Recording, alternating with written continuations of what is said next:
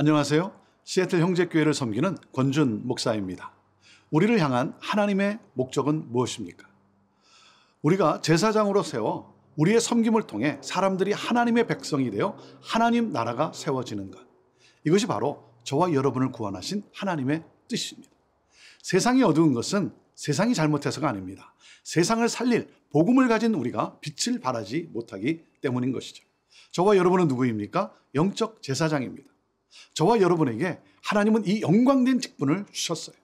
그 하나님께 감사하며 오늘도 하나님 나라의 삶을 살아가므로 저와 여러분을 통해, 저와 여러분의 섬김을 통해 사람들이 구원을 받아 하나님의 백성이 되어 하나님 나라가 세워지게 되기를 원합니다.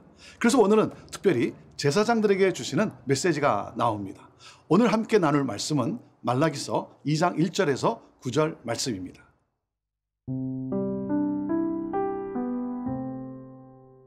말라기 2장 1절에서 9절 말씀입니다. 너희 제사장들아, 이제 너희에게 이같이 명령하노라. 만군의 여호와가 이르노라. 너희가 만일 듣지 아니하며 마음에 두지 아니하여 내 이름을 영화롭게 하지 아니하면 내가 너희에게 저주를 내려 너희의 복을 저주하리라. 내가 이미 저주하였나니 이는 너희가 그것을 마음에 두지 아니하였음이라. 보라, 내가 너희의 자손을 꾸짖을 것이요 똥 곧 너희 절기의 희생의 똥을 너희 얼굴에 바를 것이라. 너희가 그것과 함께 제하여 버림을 당하리라. 만군의 여호와가 이르노라. 내가 이 명령을 너희에게 내린 것은 레위와 세운 나의 언약이 항상 있게 하려 함인 줄을 너희가 알리라. 레위와 세운 나의 언약은 생명과 평강의 언약이라. 내가 이것을 그에게 준 것은 그로 경외하게 하려 함이라. 그가 나를 경외하고 내 이름을 두려워하였으며 그의 입에는 진리의 법이 있었고 그의 입술에는 불의함이 없었으며 그가 화평함과 정직함으로 나와 동행하며 많은 사람을 돌이켜 죄악에서 떠나게 하였느니라. 제사장의 입술은 지식을 지켜야 하겠고 사람들은 그의 입에서 율법을 구하게 되어야 할 것이니 제사장은 만군의 여호와의 사자가 됨이거늘. 너희는 옳은 길에서 떠나 많은 사람을 율법에 거스르게 하는도다. 나 만군의 여호와가 이르노니 너희가 레위의 언약을 깨뜨렸느니라.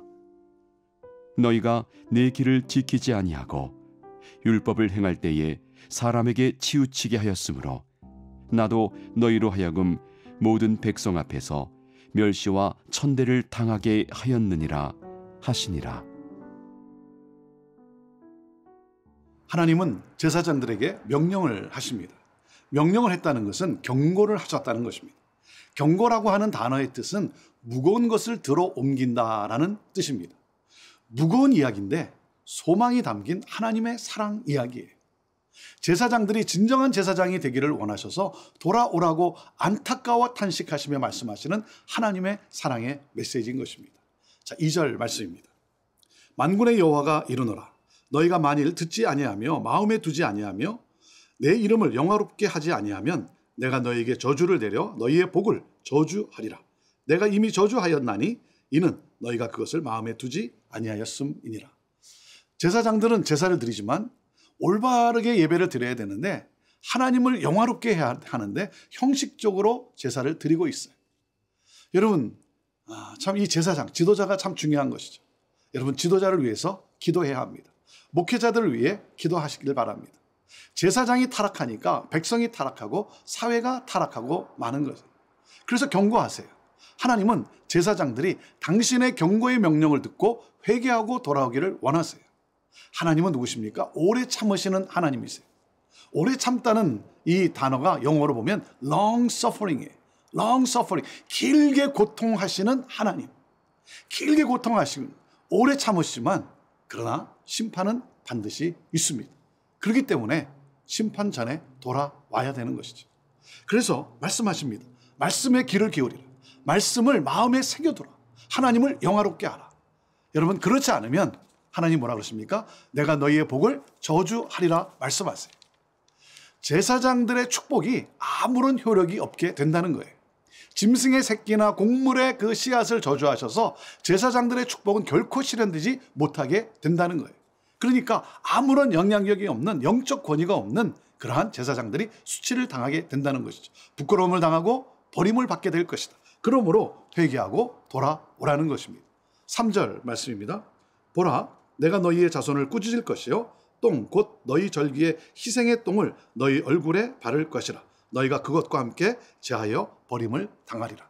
자손을 꾸짖는다는 거예요. 자손이 수치를 당한다는 것입니다.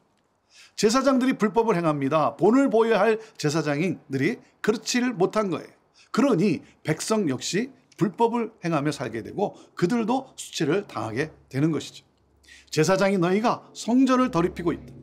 제물의 똥이 재와 함께 진 밖에 버려질 때 너희도 그 똥과 함께 버려지게 될 것이다. 더러운 것으로 여겨져 너희는 버려질 수밖에 없다. 그렇게 경고하고 계십니다. 사랑하는 여러분, 하나님이 애굽에서 종살이하던 이스라엘을 출애굽하게 하셨어요. 자유한 백성이 되게 하셨어요. 그 목적이 무엇입니까? 출애굽기 19장 5절과 6절에서 하나님께서 그 목적을, 하나님이 왜 구원하셨는가를 말씀하세요. 이렇게 말씀하십니다. 세계가 다 내게 속하였나니 너희가 내 말을 잘 듣고 내 언약을 지키면 너희는 모든 민족 중에서 내 소유가 되겠고 너희가 내게 대하여 제사장 나라가 되며 거룩한 백성이 되리라. 여러분, 우리를 향한 하나님의 목적은 우리가 더 이상 이 세상에서 노예로 살아가는 것이 아니라 이 세상에 우리가 종살이하는 그런 자로 살아가는 것이 아니라 보물로, 제사장으로, 거룩한 백성으로 이 세상을 축복하고 이 세상을 살리는 삶을 살아가는 것이죠. 하나님은 우리에게 이 언약을 주셨어요. 저와 여러분은 영적 제사장입니다. 저와 여러분이 이렇게 중요해요. 여러분, 이 축복의 언약을 주신 하나님께 감사하며 이 언약을 이루는 제사장의 사명을 이루어가는 복된 삶을 사는 그러한 저와 여러분이 되기를 간절히 바랍니다.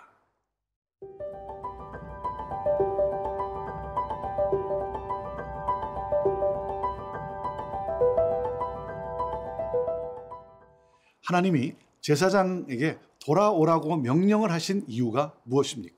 그것은 바로 레위와 세운 언약이 백성과 항상 함께 있게 하려는 것이라고 말씀을 하세요. 여러분, 레위와 세운 언약이 무엇입니까? 자, 5절 말씀입니다.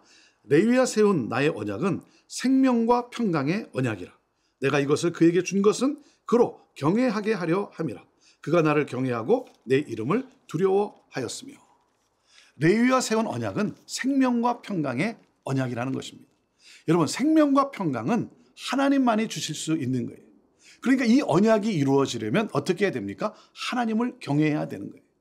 그래서 레위는 그들과 달리, 이 제사장들과 달리 하나님을 경외했어요. 여러분, 그들의 삶을 보세요. 6절 말씀입니다. 그의 입에는 진리의 법이 있었고 그의 입술에는 불의함이 없었으며 그가 화평함과 정직함으로 나와 동행하며 많은 사람을 돌이켜 죄악에서 떠나게 하였느니라. 그의 입에는 참된 교훈이 있었다. 거짓이 없다.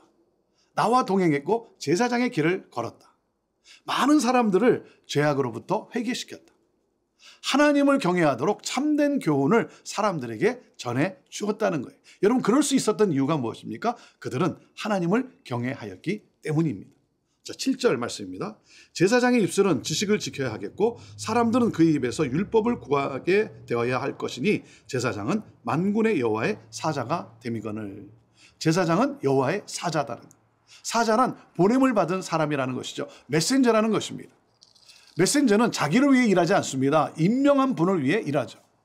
여러분, 제사장의 임무는 제사 집례만이 아닙니다. 하나님의 그 말씀의 전달자로서 그 하나님의 말씀을 말과 행동으로 사람들에게 전해야 하는 사람입니다. 그러므로 백성을 생명과 평강의 길로 인도하는 사람인 것이죠. 자, 그런데 제사장들이 레위가 정직하게 걸었던 그 길을 배반했어요. 하나님을 떠났어요. 하나님을 멸시하고 있어요. 언약을 깨뜨린 거예요. 이들의 거짓 교훈에 백성이 걸려 넘어져 죽게 되었다는 거예요. 생명의 약속을 얻지 못하게 되었어요. 생명과 평강을 가로막고 썩게 만들어서 백성을 멸망시키는, 백성을 살리는 것이 아니라 백성을 멸망시키는 큰 죄악을 범하고 있다는 거예요. 제사장들이. 자, 그래서 9절에 말씀을 하십니다. 너희가 내 길을 지키지 아니하고 율법을 행할 때에 사람에게 치우치게 하였으므로 나도 너희로 하여금 모든 백성 앞에서 멸시와 천대를 당하게 하였느니라 하시니라. 자, 그러므로 하나님께서 뭐라 그러세요? 너희를 백성에게 무시당하고 낮아지게 하겠다. 사람들에게 멸시와 천대를 받게 하겠다. 우리 하나님은 이렇게 말씀하시면서 회개하고 돌아오기를 촉구하고 계신 것이죠. 자, 오늘도 하나님은 제사장인 저와 여러분에게 말씀하세요. 하나님을 경외하라. 온전한 예배를 하나님께 드리라. 하나님의 말씀에 순종하라. 하나님을 영화롭게 하라. 여러분, 그럴 때 저와 여러분을 통해 세상에 생명과 평강이 임하게 되는 것이죠. 여러분은 제사장으로 살아가고 계십니까? 사랑하는 여러분, 그렇지 않다면 오늘 회개하고 돌이켜서 정말 생명과 평강을 전하는 복된 제사장의 삶을 살게 되기를 바랍니다. 저와 여러분은 영적 제사장입니다. 축복의 통로입니다. 저와 여러분을 통해, 저와 여러분의 섬김을 통해 사람들이 살아나고, 그리고 하나님의 백성이 되고, 그러므로 하나님의 나라가 곳곳에서 세워지게 되기를 간절히 소망합니다.